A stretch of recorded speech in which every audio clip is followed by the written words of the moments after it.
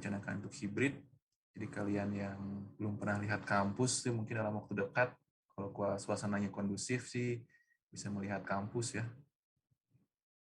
Masuk ITB, seumur umur belum pernah lihat ITB-nya, kasihan juga. Oke, untuk hari ini kita akan lanjutkan materi selanjutnya mengenai pengulangan atau looping. Minggu lalu kita sudah membahas tentang analisis kasus. Jadi minggu ini juga serupa, jadi hanya ada satu materi saja. Di hari ini mungkin saya akan membawakan atau menjelaskan konsep dasarnya.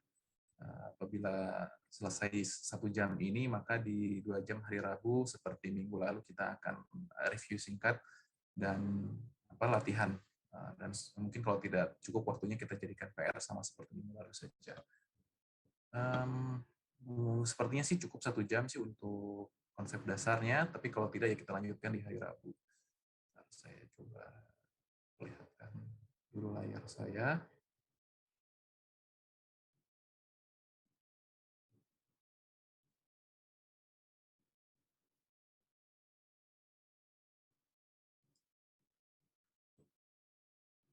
Oke, untuk layarnya mohon feedback-nya apakah sudah terlihat? Sudah, Pak. Sudah, Pak. Oke, kita mulai ya. Untuk minggu ini, materi kita akan tentang pengulangan atau looping atau repetition di dalam programming Python.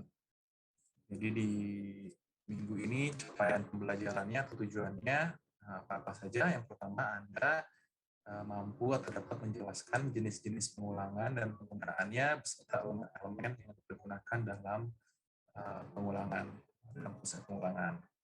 Lalu di sini Anda dapat menggunakan notasi pengulangan yang sesuai dan benar. Ketiga, Anda dapat memanfaatkan jenis-jenis pengulangan dengan tepat dalam menyelesaikan persoalan sederhana yang diberikan. Oke, langsung kita masuk ke materinya. Ini kembali lagi ke contoh yang selalu kita gunakan, contoh si pesta kentang ini. Jadi di kasus ini, di minggu ini ada hal lain nih, yaitu mempersiapkan kentang untuk makan malam. Hal pertama perlu diasumsikan adalah di sini jumlah kentang tersedia tidak terbatas ya, jadi asumsi awal seperti ini. Nah, kasusnya seperti apa? Di suatu hari, ibu hanya mengupas kentang sebanyak 4 buah, karena hanya anggota keluarga saja yang makan malam. Ini kasus pertama. Lalu di kasus berikutnya, di hari yang lain, ibu mengundang seluruh mahasiswa KU 1102, sejumlah 400 orang, untuk makan malam di rumahnya. Sehingga ibu harus mengupas 400 kentang untuk semua orang. Tapi di hari lain, ibu juga tidak tahu berapa jumlah orang yang akan makan malam. Jadi dalam proses berpikirnya bahwa si ibu harus mengecek setiap dia selesai mengupas, dia harus cek jumlah orangnya apakah 4, 400, 500, 10, dan sebagainya. Jadi dalam proses ini dia akan mengulang proses pengupasan sejumlah dengan kuantitas yang ingin kita sediakan di sini. Jadi misalkan untuk 4 buah dia mengupas 1, lalu cek kembali apakah sudah cukup, lanjutkan, lalu laksanakan lagi perintah mengupas kentangnya sampai misalkan diambil 4 buah atau 400 buah atau sejumlah lain yang diperlukan atau diminta di hari tersebut. Ini untuk ilustrasi awal ya, mengapa kita perlu mengetahui konsep tentang pengulangan di sini. Tapi ada juga ini misalkan ilustrasi dalam bentuk diagram sederhana, apakah jumlah kentang kita cukup.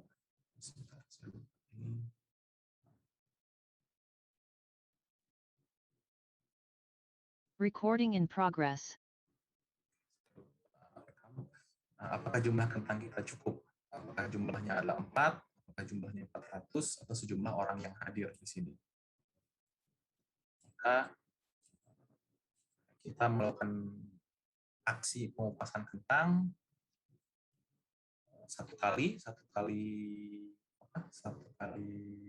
loop, satu loop di sini kita lakukan terus-menerus sampai akhirnya sequence ini atau loop ini terjadi atau dilakukan sejumlah kentang yang diperlukan di sini. Kalau 4, berarti kita harus melakukan mengupas kentang sebanyak 4 kali. Kalau 400, ya 400 kali atau sejumlah orang yang hadir di sini. Nah, tapi ada kasus lain juga. Misalkan kita ingin menuliskan angka yang berurutan di sini.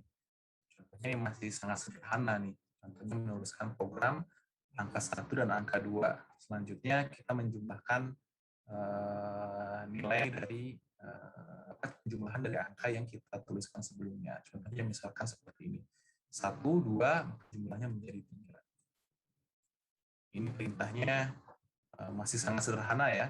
Jadi kita cukup cetak angka 1, cetak angka 2, lalu cetak penjumlahannya 1 dan 2 di sini. Oke, masih gampang, masih bisa dilakukan. Lalu kita tambahkan si angkanya. Jadi tadi hanya 1 dan 2, sekarang hingga angka 3. Kita tuliskan program yang menuliskan angka 1 sampai dengan 3, dan selanjutnya menjumlahkan angka-angka tersebut 1 sampai 2 dan 3 ke layar. Contohnya ini 1, 2, dan 3, lalu ini penjumlahannya menjadi 6 ya, 1 tambah 2 tambah 3. Ini masih mudah lah, hanya menuliskan 3 angka lalu menuliskan penjumlahannya. Print 1, print 2, print 3, jumlah 1, 2, 3. Ini juga masih doable. Oke, masih bisa. Nah, ternyata ordernya sekarang bertambah. Kita diminta untuk membuat sebuah program dengan angka 1 dengan 10, lalu diminta juga untuk menjumlahkan angka-angka tersebut. Di sini 1 sampai 10, 1, 2, 3, 4, 5, 6, 7, 8, 9, 10, dijumlahkan semua menjadi 55 di sini. Kalau kita membuat program yang sama, kita print 1, 2, 3, 4, 5, 6, dan seterusnya sampai dengan 10, lalu kita juga minta perintah print penjumlahan semuanya. Ini sudah mulai mengesalkan, ini sudah mulai nambah kerjaan di sini. Lalu kalau sampai dengan 100, gimana nih? Apakah kita harus melakukan operasi yang sama? Kita print 1, 2, 3, 4, 5, 6, 7 sampai 100, lalu kita juga print penjumlahkan semuanya. Ini sudah mulai tidak mungkin kalau kita lakukan secara manual ya. Ini baru sampai 100. Gimana kalau dengan sampai 1000, 10.000, atau 100.000? Ini untuk pekerjaan secara manual seperti ini sudah tidak visible lagi lah, misalnya. Jadi oleh karena itu, di dalam komputasi atau pemrograman dibuat atau dirancang sebuah instruksi khusus atau aksi yang dilakukan secara berulang-ulang di sini. Dalam kasus ini komputer memiliki keunggulan dibandingkan manusia. Karena dia ini mesin, maka dia akan memiliki performansi yang sama, tidak peduli berapa kali kita minta dia untuk melakukan pekerjaan tersebut, pengulangan tersebut, mau 1 kali, 100 kali, 1.000.000 kali, itu relatif akan memiliki performansi yang sama dibandingkan misalkan dengan manusia. Kita punya kecenderungan untuk melakukan kesalahan. Di 10 kerjaan pertama mungkin masih oke, setelah 100 sudah mulai bosan, setelah 500 mungkin ada kesalahan, error sana sini karena letih atau bosan juga. Jadi untuk pekerjaan pengulangan ini mesin atau komputer jauh lebih unggul dibandingkan manusia. Tapi manusia memiliki keunggulan, kita bisa membuat program atau perintah supaya komputer melakukan hal yang kita inginkan tersebut. Jadi kita tidak perlu melakukan sendiri ya secara manual. Dalam hal ini, perintah atau sequence yang digunakan itu istilahnya pengulangan atau looping di sini terbagi menjadi beberapa elemen utama. Elemen yang pertama di sini adalah kondisi pengulangannya, ekspresi logik yang mendeskripsikan bagaimana sebuah pengulangan itu diminta atau dirancang. Maka dia harus berulang sebanyak sekali, 10 kali, 100 kali, 1000 kali, dan seterusnya. Lalu yang ketiga adalah badan atau isi dari pengulangan tersebut, yaitu aksi yang diulang. Jadi kita minta dia melakukan suatu perintah sebanyak 1000 kali, tapi perintahnya apa? Jadi bagian pengulangan ini. Misalkan dia komputernya seperti tadi kita minta untuk menuliskan angka berurutan dari 1 sampai 10, atau misalkan tadi mengupas kentang tadi, kita minta si mesin khusus mengupas kentang, dia mengupas kentang sejumlah pengulangan yang kita minta. Nah, untuk ekspresi pengulangan di sini, notasi yang digunakan dalam pengulangan dalam bahasa Python itu ada dua, yaitu for dan while. Minggu lalu kita sudah membahas tentang if untuk analisis kasus. Ini konsep yang hampir mirip, tapi digunakan untuk aplikasi yang berbeda. Di sini dalam pengulangan, for digunakan untuk urutan pencacahan atau pengurutan. Jadi dilakukan secara berurutan. Sedangkan kalau untuk while digunakan untuk mengulang dari awal, di awal hingga kondisi while ini tidak terpenuhi kembali. Jadi kalau for sekuensial, dia berurutan, sedangkan kalau while itu bisa berhenti kapan saja sewaktu-waktu kondisi while-nya tidak terpenuhi. Ini untuk lebih jelasnya nanti saya tampilkan, misalkan di contoh yang pertama, contoh yang tadi ini, tuliskan program yang menerima masukan sebuah integer, misalkannya kita definisikan dengan huruf N kapital, dan menuliskan komponen dari N kapital tersebut menjadi angka-angka, sebuah angka-angka sekuensial, misalkan 1, 2, 3, dan seterusnya, dan menuliskan penjumlahan dari angka 1 sampai dengan N ke dalam layar dengan asumsi awal atau prasyarat bahwa N lebih besar daripada 0. Misalkan pada saat N-nya 1, tampilan di layarnya adalah 1, jumlah N, angka sampai dengan bilangan N, lalu penjumlahannya adalah 1. Lalu misalkan jumlah kedua, angka kedua, misalkan N sama dengan 5, kita minta menampilkan bilangan 1 sampai dengan N, 1, 2, 3, 4, dan 5, dan penjumlahannya. Lalu yang terakhir, N sama dengan 10, akan kita minta untuk menampilkan bilangan dari 1 sampai dengan N, 1, 2, 3, dan seterusnya sampai 10, dan menjumlahkan seluruh elemen dari 1 sampai dengan N. Di sini jumlahnya 55. Oke, lalu bagaimana kita untuk bisa membuat program untuk kasus seperti ini? Perintah apa yang harus kita pergunakan? Dalam hal ini, pertama kita akan coba menggunakan perintah berdasarkan pencacah atau penghitungan secara urut. Jadi kita menggunakan perintah for. Lalu apa itu perintah for? Itu kita akan bahas bersama-sama di sini. Perintah for digunakan untuk pengulangan yang dilakukan berdasarkan range atau kisaran harga suatu variabel pencacah. Dalam contoh sebelumnya, i elemennya disebut dengan i. Misalkan jumlah n ada 5, maka i-nya dari 1 sampai 5 tadi ya. Dengan harga range pencacah, nilai i ini berproses dari h minimum, h itu nilainya, hingga H maksimum di sini ini elemen di dalam si range bilangan tadi. Jadi I-nya dari 1 sampai dengan 5. Di sini berarti H min-nya adalah 1, H max-nya adalah N ya. Lalu kedua, pencacah harus suatu variabel dengan tipe yang terdefinisi suksesor dan predesesor, misalkan integer. Jadi untuk kasus for, kita hanya bisa menggunakan variabel yang bisa mendeskripsikan nilai sebelum dan sesudahnya dengan jelas. Nah, ini yang paling masuk dengan definisi adalah integer. Misalkan kalau integer adalah range-nya 1 sampai dengan 5, maka pencacahnya 1, 2, 3, 4, dan 5, dan seterusnya. Lalu selanjutnya, setelah kita mendefinisikan si bagian pencacahnya ini atau pengurutnya, penghitungannya, maka kita perlu mendeskripsikan si aksi yang akan dilakukan selama nilai pencacah masih berada dalam range yang ditentukan tadi. Jadi misalkan 1 sampai dengan 5, kita harus nyatakan aksinya mau diapakan nih, 1 sampai 5 itu. Lalu harga pencacah ini diberi increment atau interval setiap kali aksi selesai dilakukan.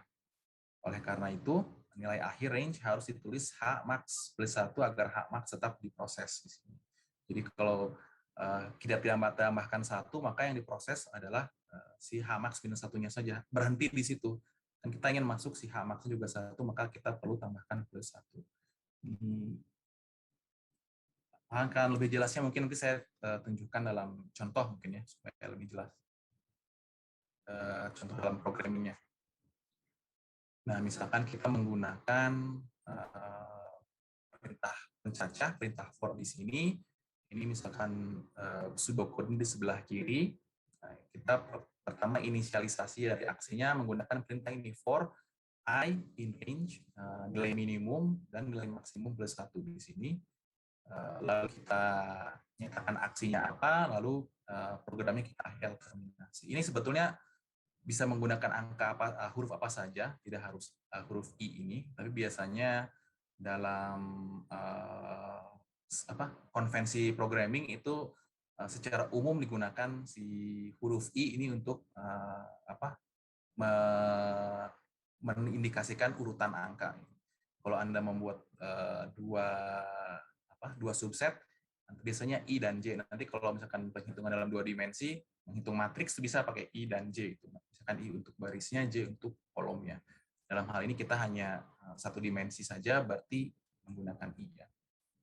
Yang nyatakan sebagai variabel pencacah, atau bisa diganti variabel lain, tadi saya nyatakan, H- adalah nilai I di awal loop, nilai pertamanya dia, lalu H max nilai terakhir yang diproses, diproses, jadi nilai I ketika keluar loop adalah H max plus 1.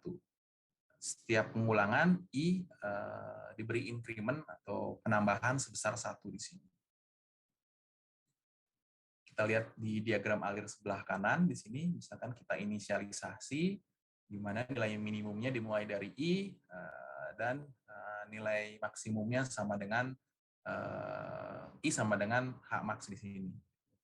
Misalkan jika nilai I masih kecil, lebih kecil atau sama dengan si H max ini, maka perintah for masih bernilai true ya. Maka kita melakukan aksi di mana aksi ini kita definisikan lalu akan berjalan menuju tahap step berikutnya, langkah selanjutnya di mana I berubah menjadi I plus 2.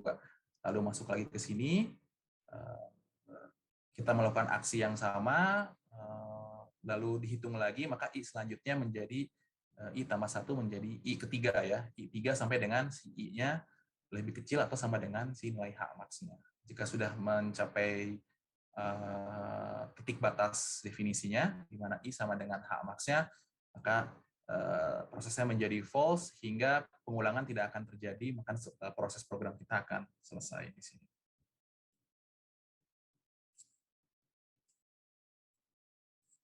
Nah, bagian for-nya adalah di bagian ini ya, di bagian si sequence kita mulai dari I minimumnya, berulang terus sampai dengan si step-nya dia mencapai step terakhir, langkah terakhir di mana nilainya sama dengan si H ini. Nah, ini contoh programnya mungkin saya perlihatkan dalam Jupyter saya aja ya, biar lebih enak.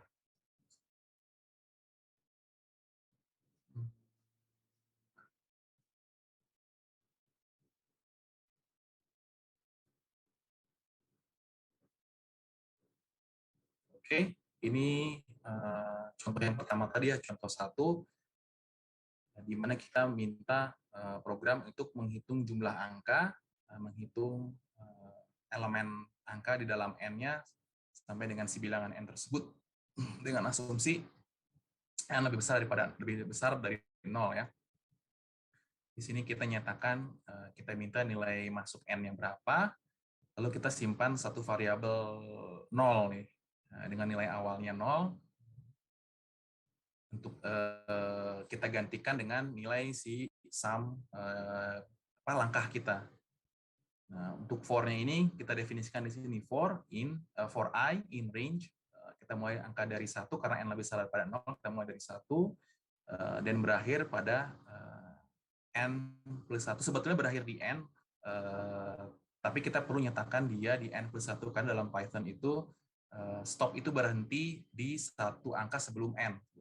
Jadi kalau kita ingin angka n-nya masuk di dalam sequence kita, maka kita perlu berikan perintah n+1. Di sini misalkan kita cetak elemen dari n-nya satu persatu, lalu kita menjumlahkan, masukkan 0 dengan nilai i yang pertama di sini. Kalau misalkan kita hanya 2 angka untuk n-nya, maka yang pertama adalah 0 dan 1, lalu selanjutnya penjumlahannya menjadi 1, ditambahkan dengan 2, maka menjadi 3 ya. Kita jumlahkan satu angka sebelumnya. Misalkan kita jalankan sederhana saja, misalkan angkanya berapa? 3 aja dulu ya, ini 3. Maka kita akan mencetak elemen angka dari 1 sampai dengan 3. 1, 2, dan 3. Dan kita ingin menjumlahkan semuanya. Kita jumlahkan 1, tambah 2, tambah 3. Jumlah total bilangan hingga angka n sama dengan 3 adalah 6 di sini. Kita menggunakan perintah for ini untuk melakukan sequence sampai bilangan n plus sama dengan 1. Pada saat dia sudah 4, nilai n sama dengan 4 di sini, maka loop ini sudah tidak dilakukan, berhenti di angka 3 ini. Maka setelah angka 3 ini selesai, sorry, loh.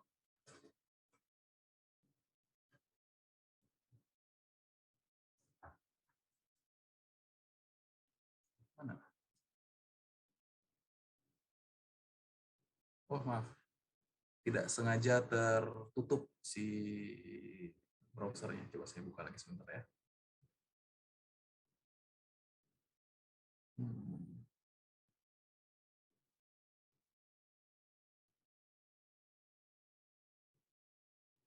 Sebentar, sorry.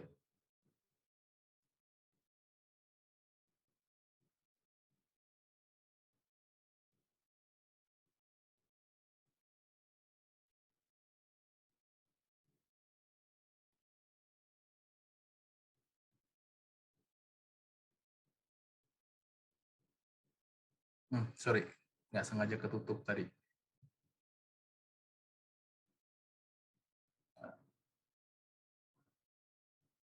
Sampai mana tadi? Oh, sampai dengan si angka 3 ini. Kalau kita ulangi, misalkan untuk angka agak lebih panjang, let's say 10.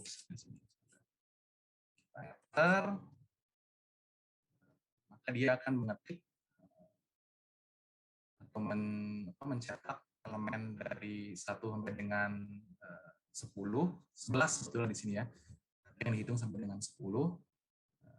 Lalu bagian ini kita jumlahkan. Jumlahnya seperti apa? Di bagian ini nih, di bagian sum ini. Yang pertama kan sumnya 0, maka pas saat loop pertama 0 ditambahkan dengan i-nya. I yang pertama ditambah 1, maka sum berubah menjadi 1. Dia simpan, lalu kita ulangi lagi, loop lagi. Yang kedua pada saat i sama dengan 2, catat angka 2, lalu sum. Sum yang sebelumnya kan bernilai 1, lalu ditambahkan dengan i sekarang 2, 1 tambah 2 menjadi 3. Maka nilai sum akan tersimpan menjadi 3. Kita ulangi lagi prosesnya, misalkan selanjutnya 3, print i, di sini i-nya angka 3, lalu sum sebelumnya 1 dan 2, 2 ditambahkan dengan si i-nya angka 3, maka sum yang baru menjadi 6. Begitu seterusnya sampai dengan si step ke-10 ini. Setelah dia step 10, harusnya dia kan jalan di step 11, tapi ternyata di luar range. 11 sudah di luar range, maka loop ini akan terhenti, dia akan menjalankan atau masuk ke baris berikutnya, perintah selanjutnya. Saya perintah 0 ini untuk memberikan spasi aja di sini sebetulnya. Lalu perintah selanjutnya, saya minta untuk mencetak jumlah total bilangan hingga angka n, katakanlah 10 adalah 55. Kalau kita ganti, katakanlah menjadi berapa? 23 misalkan. Bisa nih. Jadi kita dengan membuat program sederhana tadi bisa membuat sequence bilangan sampai dengan bilangan yang diminta dan bisa menjumlahkan nilainya secara otomatis di sini. Itu kira-kira gambaran atau ilustrasi looping atau for. Bagian pertama menggunakan perintah for di sini. Ada pertanyaan di sini?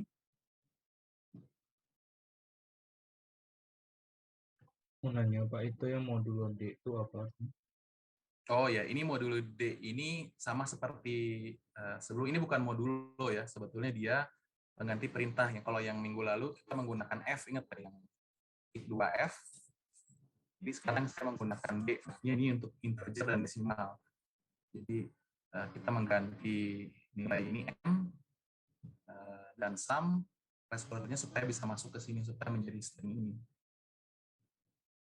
Oh, oke Pak. Jadi macam-macam, ya macam-macam nih. Kalau kita ganti pakai S di sini, maka variabel di sini harus menilai string gitu. Sebelumnya kan kita pakai apa? Pakai float, nilainya yang pakai F itu.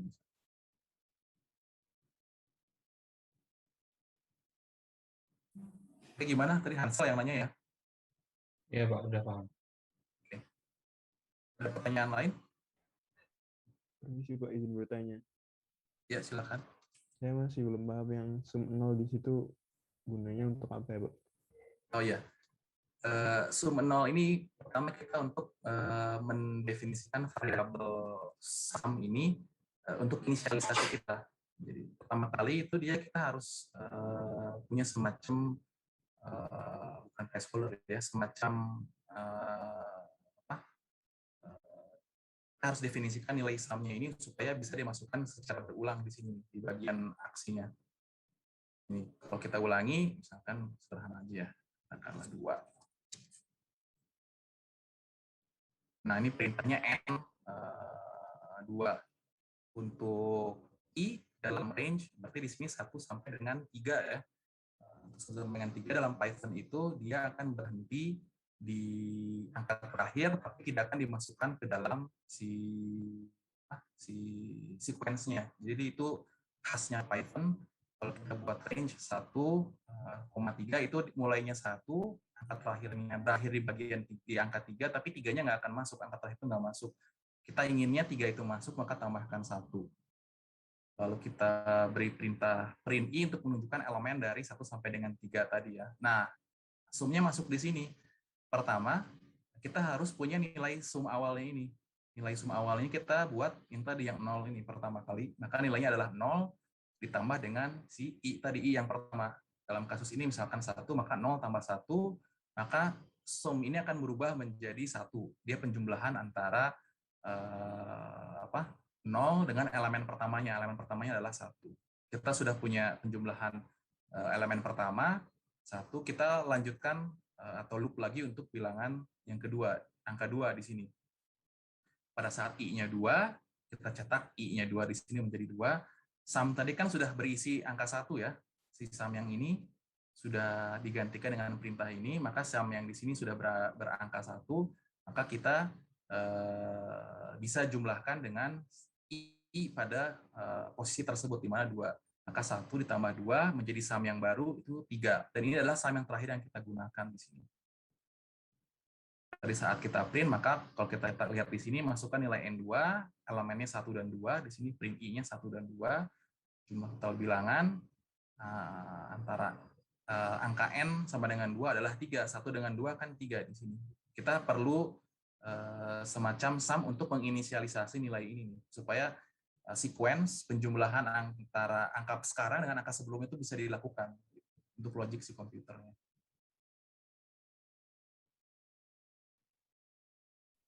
Baik Pak, terima kasih Pak. Paham, Pak. Ya, oke, mudah-mudahan jelas ya. Mungkin lebih jelas kalau misalkan harus di run sendiri nanti. Kalau bagian ini memang lebih enak dipahami langsung, dikerjakan langsung. Kalau membaca deskripsi teks atau mendengarkan penjelasan itu memang masih setengahnya lah, gitu. Harus dicoba langsung. Oke, masih ada pertanyaan terkait loop bagian pertama menggunakan perintah for? Apa mau tanya, Pak? Ya, silakan. Misal saya pakai data type-nya list, terus jadi ntar kayak di bawah for-nya itu kita append ke list-nya itu, terus ntar sum-nya itu pakai fungsi sum gitu, boleh nggak, Pak? Atau harus sum sama dengan sum plus i gitu? kalau append kan dia masukin ke list ya sebetulnya tuh. Jadi dia tipe datanya list sebetulnya. Ini jadi saya pikir hal yang berbeda lah. Ini saya sedang ini aja menjelaskan proses urutan menggunakan for sih. Tapi nanti itu kayaknya harus dibahas proses ini aja dalam list aja. Sementara kita ikutin ini aja. Oh, oke Pak, baik Pak. Itu udah agak lebih bahasan yang berbeda. Gitu. Yang maksudnya kan dibikin list 1 sampai dengan 10, lalu kita append satu-satu nilainya ya, misalkan elemen pertama, elemen kedua, itu nanti bisa kalau kita manipulasi si range ini. Tapi kan ini berurutan, jadi lebih sederhana lagi lah.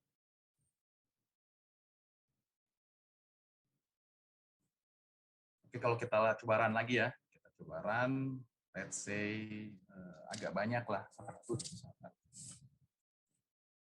Bisa nih ternyata. 100, jumlah bilangannya 5050. Ini kalau kita jumlahkan, silakan kalau Anda mau memverifikasi menghitung secara manual ini 1 sampai dengan berapa nih? 100 coba benar nggak nih 5050 bilangannya ini. Proses udahlah, percaya aja lah. Coba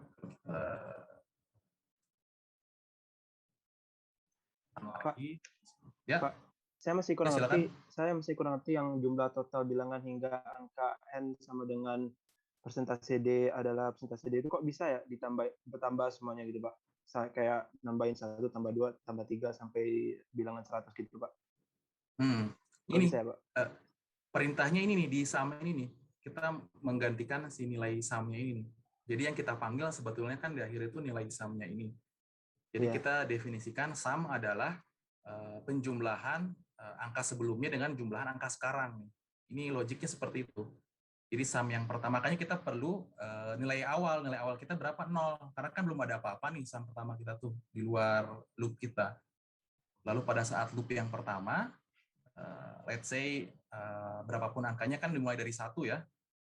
Maka si sum yang tadi nilai awalnya 0 ditambahkan dengan si nilai kita pada saat itu 1.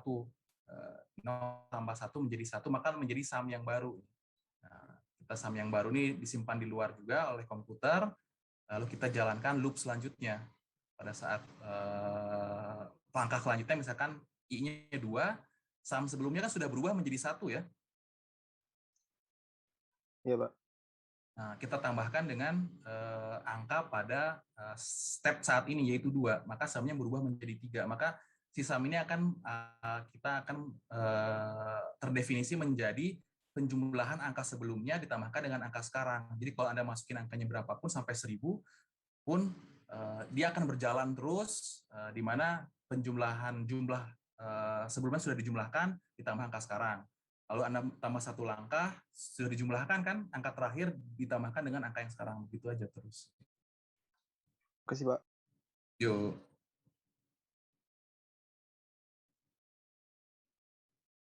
Yang mana? Oh, n, sum ini sebetulnya dia memanggil di sini. Jadi n yang ini masuk ke sini, lalu sum ini masuk ke sini.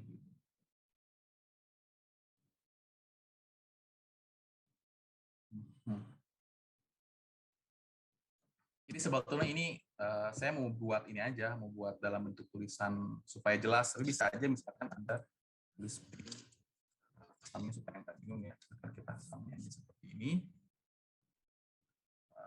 Kita run, nilai n-nya misalkan 5. I-nya elemen dalam angka 1 sampai dengan 5, 1, 2, 3, 4, dan 5. Lalu penjumlahan ini 15. Tapi saya tambahkan narasi di sini. Jumlah total bilangan adalah n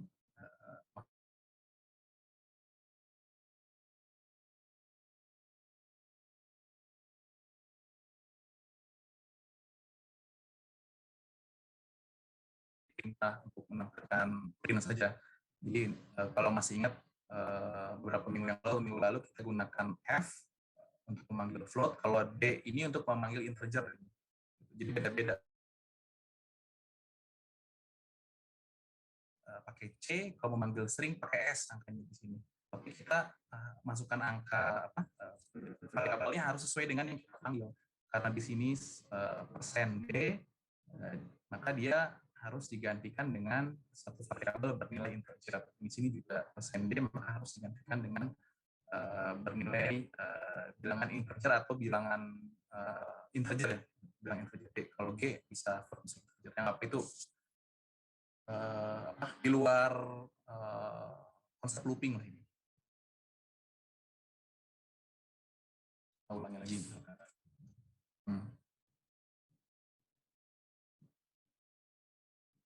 Ini agak ini ya, lumayan harus dicoba-coba. Kalau hanya dibayangkan memang agak membingungkan.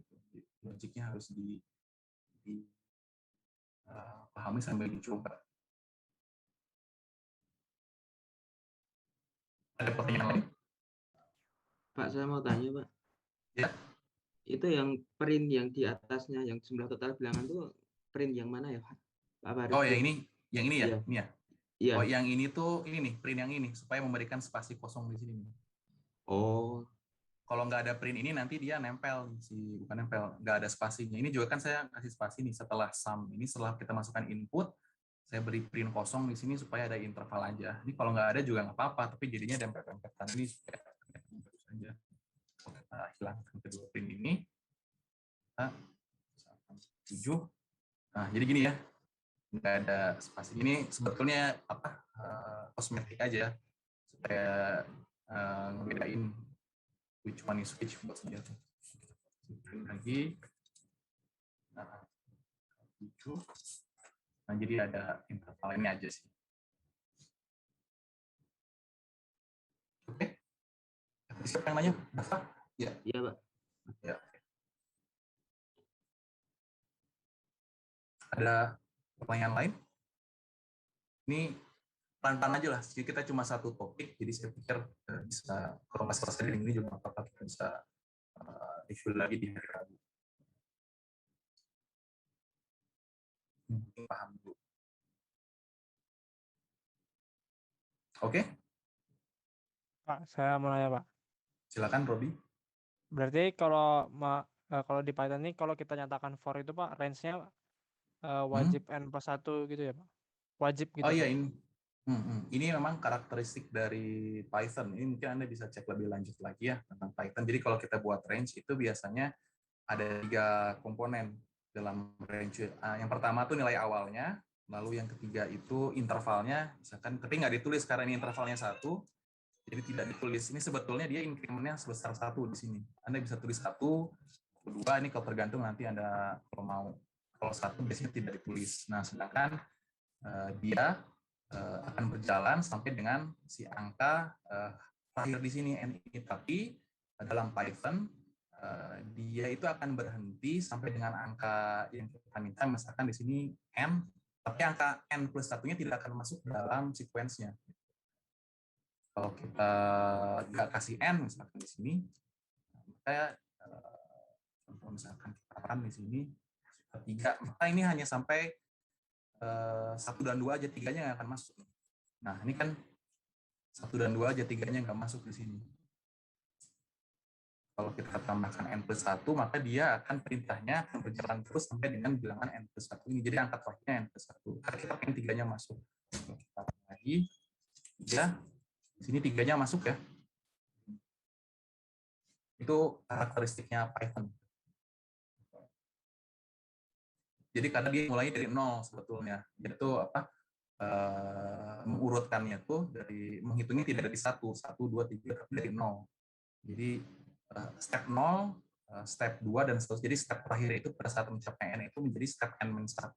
Sedangkan kita ingin pada step itu si angka n-nya masukkan ya.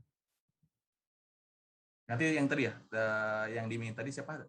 Davin berbicara tentang append, list, dan lain-lain. Itu kalau kita masuk list itu nilainya mengurutkan dari 0. Itu hal yang berbeda. Nanti Anda bisa explore di luar kelas. Pak, saya mau nanya, Pak. Ya, silakan. Kan saya nyoba nulis ketik source code-nya, Pak, ya, di Jupyter, Pak. Tapi kok malah yang keluar nggak penjumlahannya, Pak. Yang keluar tuh jumlah total masukan nilai N7, yang keluar tuh 7, Pak. Coba bisa diperlihatkan nggak ini? Oh, bisa, Pak. source code Anda.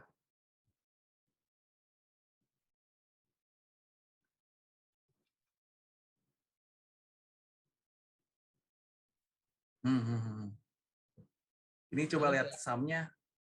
Sumnya I plus I bukan I plus 1 ya. Oh, plus I, Pak. Plus I.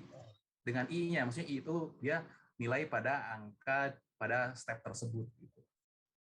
Coba dirang. Oh iya, Pak.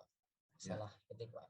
Kalau 1 berarti nanti Anda di setiap langkahnya menjumlahkannya nilai ini tambahkan dengan 1 bukan dengan angka sebelumnya. Gitu. Itu aja sih. Terima kasih, Pak. Oke. Ada pertanyaan lain?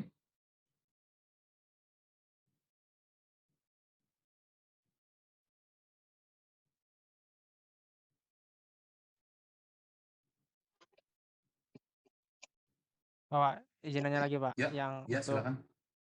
yang variabel n sama dengan d gitu Pak. Itu d itu sama dengan integer nggak sih Pak? Oh iya, jadi ini dia placeholder aja sebetulnya. Jadi nanti kalau kamu atau Anda ingin menuliskan print ini kan sebetulnya ini string ya. Kok tipe datanya itu string nih. Nah, kita ingin memasukkan tipe data yang lain, kita punya nilai variabel n dan sum ini ke dalam si string kita ini. Perintahnya adalah pakai persen ini, persen, dan tipe data yang ingin kita masukkan. Karena kita tipe datanya integer, maka persen D itu untuk data integer. Ini kita masukkan nilai n-nya di sini ya, nilai n adalah n-nya variabel n. Total bilangannya tadi apa kan definisikan sebagai variabel sum ini ya. Variabel sum ini nilainya integer, maka kita pakai placeholder persen D di sini. Nah, supaya dia bisa masuk, kita kasih tanda persen lagi di sini. Jadi ini bukan perintah modulo ya, ini perintah untuk memasukkan satu variabel ke dalam string ini. Ini sebetulnya nggak dibahas di dalam materi kelas ya, ini kebetulan saya pengen supaya lebih jelas nanti saat di printnya kan bukan angka doang, jadi bagian which one is which-nya, n-nya mana, jumlahnya mana gitu, supaya lebih jelas di saat di printnya aja. Ini wawasan di luar kelas.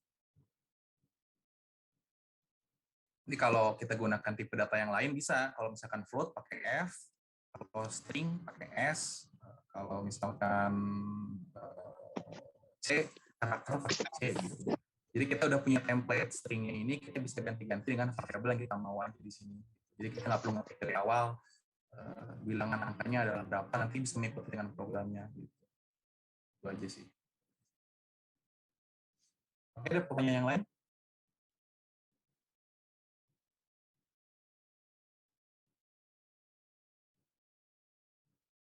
Cukup jelas apa cukup bingung?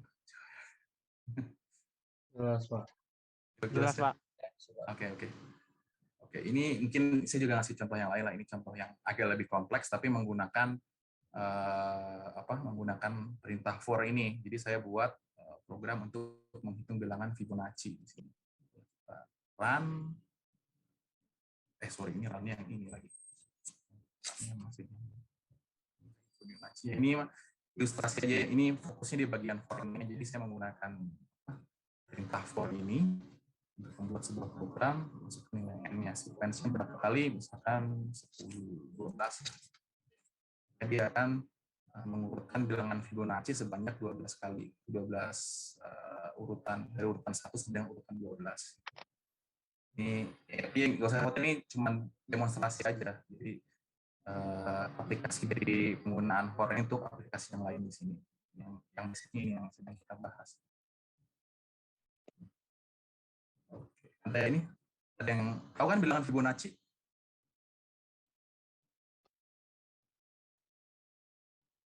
Nggak tahu? Masa nggak tahu? Tahu, Pak. Tahu ya? Jadi satu urutan bilangan di mana si bilangan selanjutnya adalah penjumlahan dari dua bilangan sebelumnya. Misalkan 1 tambah 1 menjadi 2, 1 tambah 2 jadi 3, maka bilangan selanjutnya 5, karena 2 tambah 3, 5. Bilangan selanjutnya setelah 5 adalah menjadi 8, karena 3 tambah 5, 8, dan seterusnya. Ini sebuah bilangan yang ajaibnya ternyata pola yang banyak ditemukan di alam ternyata, si urutan seperti ini. Tapi yang lain lagi.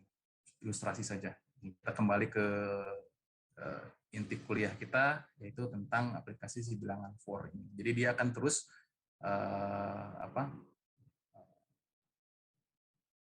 mengurutkan I dari 1 sampai dengan N plus 1 ini. Oke.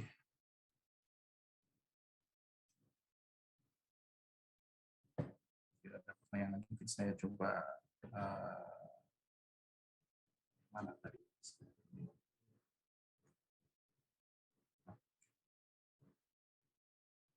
Nih, kalau ini kan agak lebih sederhana sebetulnya. Sebetulnya konsepnya sama, cuman di saya tambahkan aja di bagian input ini menjadi masukan nilai input, dan di sum-nya saya masukkan nasi, nanti pada saat n sekian jumlahnya sekian. Ini kalau contohnya lebih sederhana sebetulnya.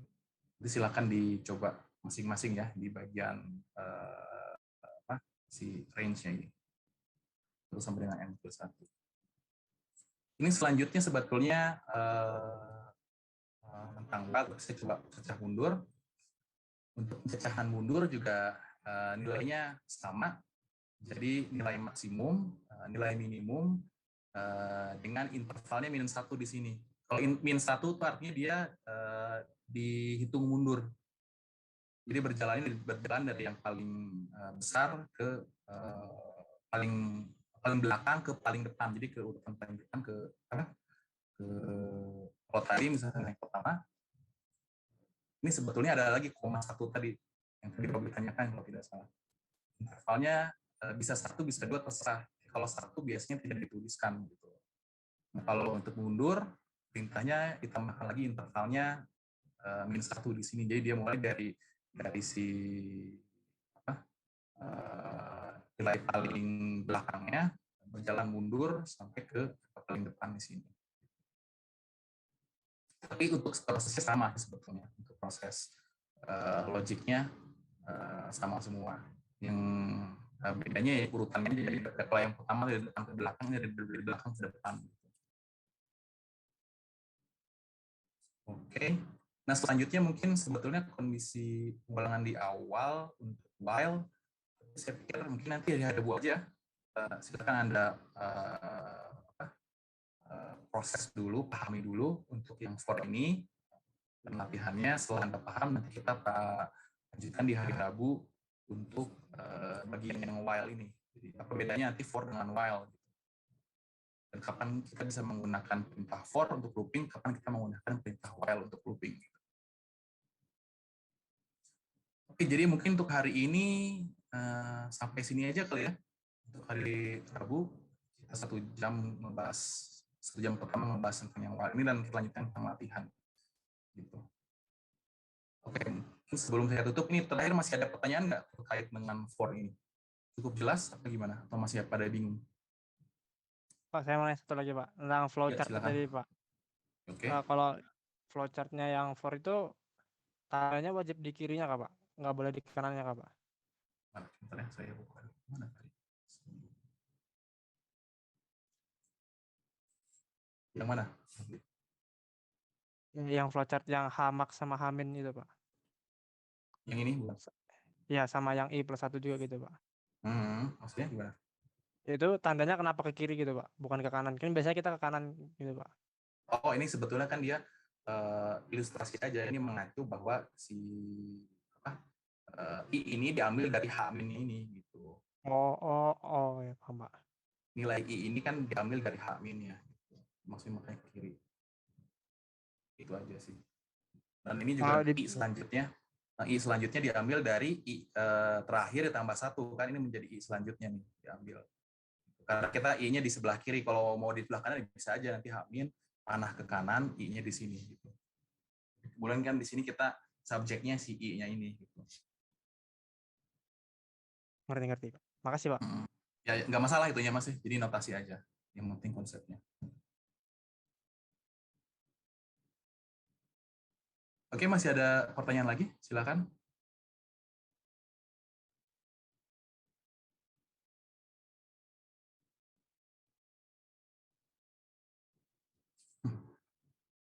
Ya. Oke. Oke, saya pikir ini antara cukup jelas atau tidak jelas si materi hari ini. Mudah-mudahan jelas ya. Karena ini konsep yang sangat penting itu. 3 basic konsep yang sering digunakan if, for, dan while ini